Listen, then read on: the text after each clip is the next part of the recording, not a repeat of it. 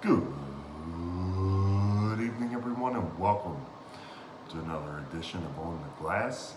I am your host, Brandon Abels, and today we're kind of gonna go off the rails and talk about a hot button issue, and now it's tying into sports, so we're gonna get into it. And everybody should know what I'm talking about. I am talking about the coronavirus. So, unless you've been living under a rock, you know about the worldwide, they're calling it an epidemic that is the coronavirus. And now it is starting to affect sports. And we're going to go into that on this edition of On the Glass. First, I want to give you a little background about myself that some of you may not know. I do have an extensive history in my adult life in healthcare. I spent 13 or 14 years in healthcare. I can't even remember how long it's been. I've been anything from a CNA to an ICU step-down unit, all the way to an allergy technician. I've spent some time in the emergency room as an ER technician. I've traveled around the state of Kentucky and was recovering donated tissues from deceased donors. Been a phlebotomist, I've been a CNA, I've worked in the operating room. I've done a bit of everything that there is to do in healthcare without having a college degree. That being said, the coronavirus is now directly impacting athletics.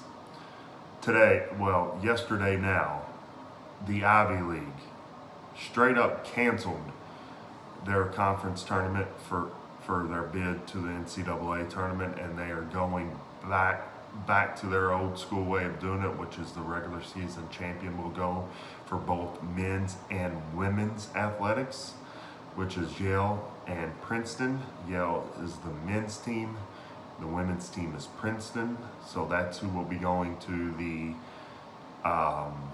NCAA tournament from the Ivy League. There has been an Italian soccer league that has canceled all games. There are colleges. There's a college here in Kentucky called Berea College, Berea University, that has completely canceled the remainder of their semester. The Indiana University is prolonging their spring break and will not have students back until April. And that is just the tip of the iceberg of what's going on. Today is Wednesday. It is after midnight, so today is Wednesday. And the NBA is scheduled to have a conference call with all of their owners to discuss the possibility of playing in an empty arena. Only people affiliated with the team and whatnot would be allowed to be there. And I'm assuming television people as well. I also read that on Thursday, people in power in Tampa, Florida are going to be meeting about upcoming major events that they have, and their most notable major event coming up that they have is WrestleMania 36 in Tampa Bay, Florida in Raymond James Stadium. So that is now in jeopardy of being canceled. The NCAA is closely monitoring this ongoing situation as well, and are also discussing the possibility of either delaying the tournament, playing the tournament in front of no fans, or just canceling the NCAA tournament. The latter of those things I think is completely unfeasible and unreasonable to even imagine. It is the moneymaker for the NCAA.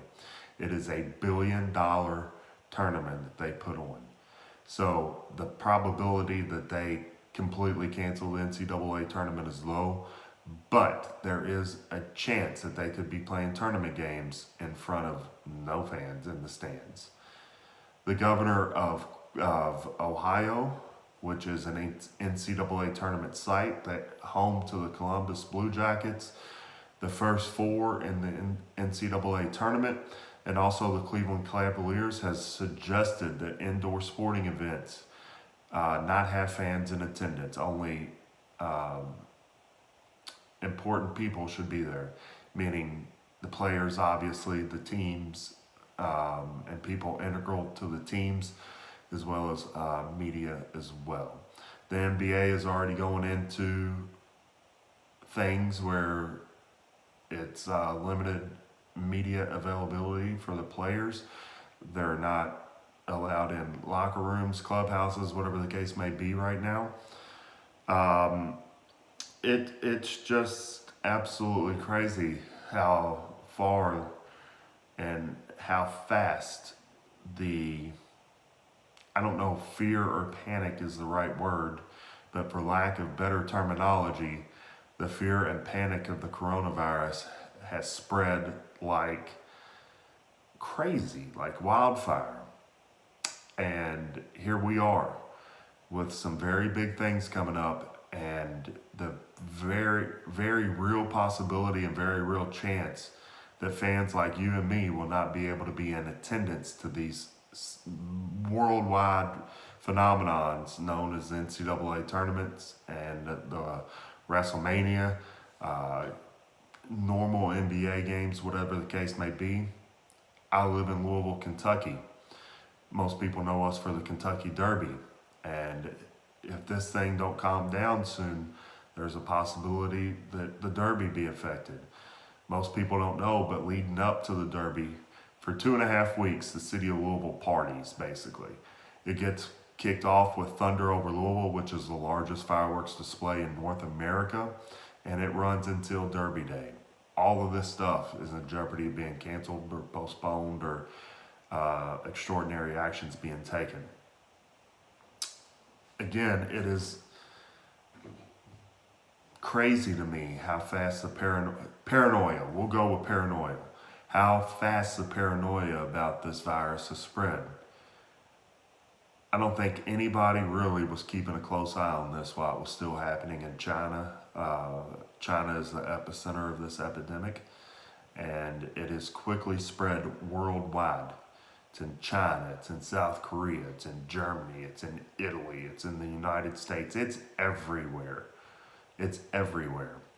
At last check, there was 647 reported cases in the United States of America alone, and a number of deaths with that as well. Look, I'm not trying to downplay this at all, because it's being spread by human-to-human contact a lot of times now. And I don't think that's something to be ignored or to be taken lightly. However, the way that the paranoia about this is spread is mind-blowing to me. I guess because I have spent majority of my adult life in hospitals and doctors' offices working. And when I was in the emergency room, I was exposed to every disease that you could imagine. One year when I was working in the ER is when the swine flu was popular. And I took care of a swine flu patient for a number of hours. And we had no idea why she was there. And we were taking care of her just like any respiratory patient. And we didn't have no measures taken to try to occlude ourselves from it. We were directly caring for this patient without knowing that she had the swine flu.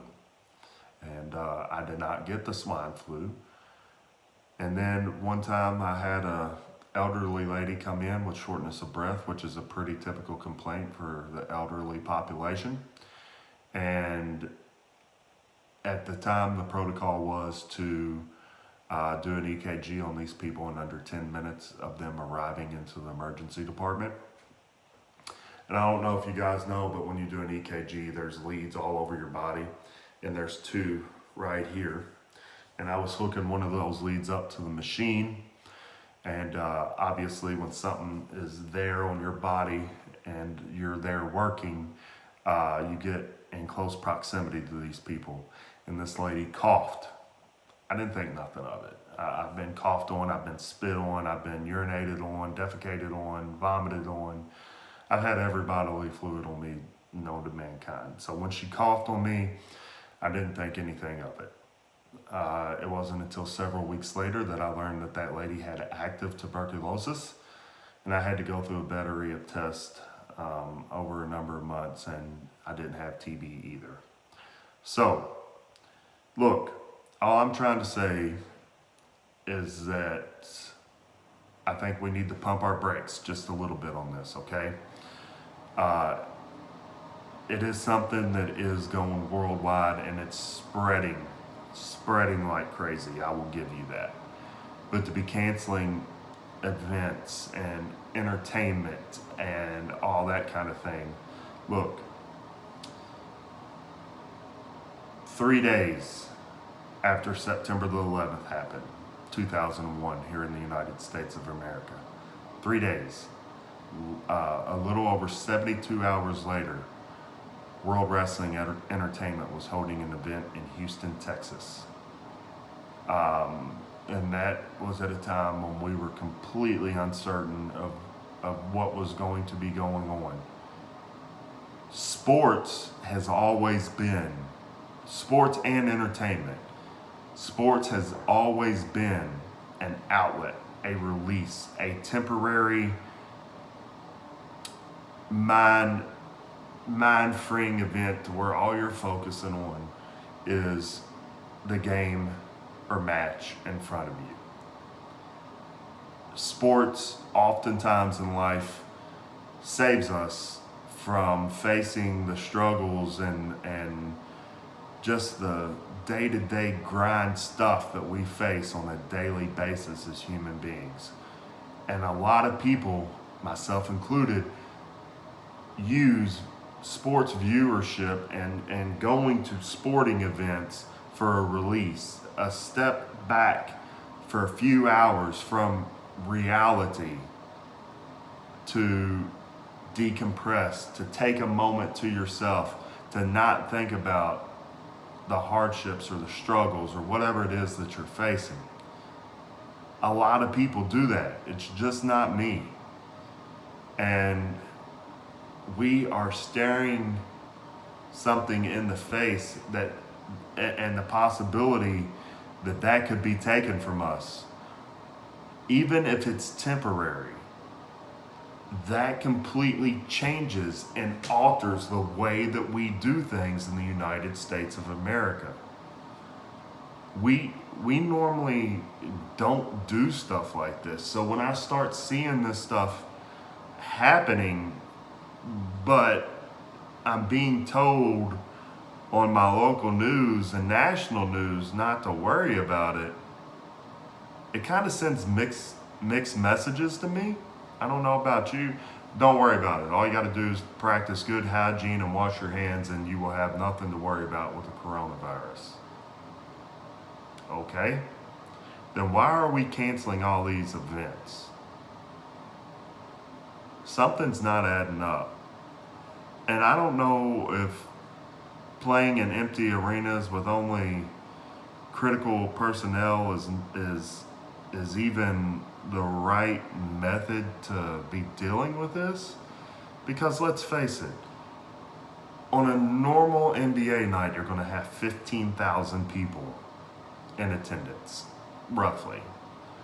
15 to 17,000, I'll say, at a normal NBA game.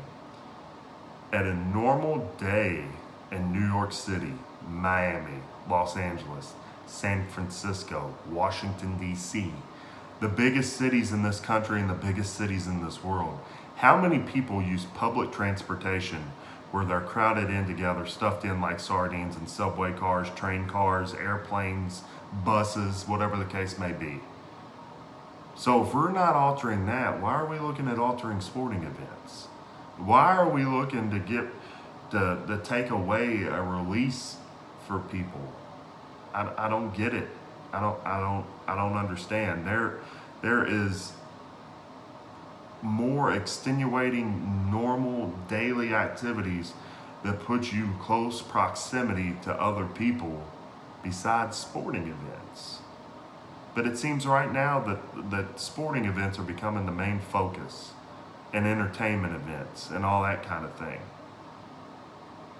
I'm not going to get on here and tell you not to worry about the coronavirus because, like I said, on one hand, I see people telling me not to worry and not to think too much of this, but on the other hand, I see drastic measures being taken uh, for canceling sports, for Italy just completely locking down their whole country. But you're telling us not to worry about this. So what am I supposed to do, really? But I think we can hold off on canceling events like WrestleMania that are 3-4 weeks down the road, and the NCAA tournament for the most part. The NCAA tournament, as we know it, does not start for a week and a half. So maybe we can hold off on canceling that or postponing that as well. Let's see how this thing shakes out. If by morning light there's 2, 4, 1,000 more cases of this, then let's talk. But for now, I think we need to pump the brakes on this. We need to sit back and look and evaluate what's going on from a common sense standpoint, and maybe not just focus on sporting and entertainment events, and figure out how we're going to keep people in the most populated areas from catching this and then going on about their daily lives and spreading this to more people. We need more research done on this. We need quick, decisive studies done on this, and figure out how we can try to nip this from spreading any further in the bud quickly, because there's some important things coming up soon that we cannot afford to postpone or lose. So that is my rundown of this. That is my synopsis of this. If you agree with me, disagree with me, want to talk to me, whatever the case may be, hit the comments below. Let me know what you're thinking about the coronavirus affecting the sports world or the coronavirus in general. I'm open to discussion to either way. It's a worldwide thing, and I've got viewers from Asia, the United Kingdom, the United States, all over the United States. So get those comments in. I try to respond to every single one of them. If you like my videos, please be sure to like and subscribe. Hit that big red subscribe button down here so you will know when latest editions of On the Glass is up and going. If you want to get in contact with me directly, ontheglass34@gmail.com. ontheglass34@gmail.com. You can find me on Twitter @BigTicketAble. You can also find this page on Facebook, On the Glass on Facebook. I haven't really messed with that a whole lot yet, but feel free to find it and like it if you would so desire. But I'm almost to 50 subscribers, guys. I want to get there. Hit that big red subscribe button, like and share this video. And as always, I would like to remind you about my friends at Shady Rays. If you're in the market for some new sunglasses, be sure to check out my friends at ShadyRays.com. Quality, affordable, polarized shades with a free lifetime warranty. If you ever lose or break a pair, let Shady Rays know, pay for shipping, and they will get you a new pair back out to you. If you are in the Jacksonville area or you're a sports fan and need some new sports gear, check out my friends at Sportsmania on Jacksonville Beach, or find them online at sportsmania.com. Hit the comments, let me know what you're thinking, and we'll see you next time on the glass.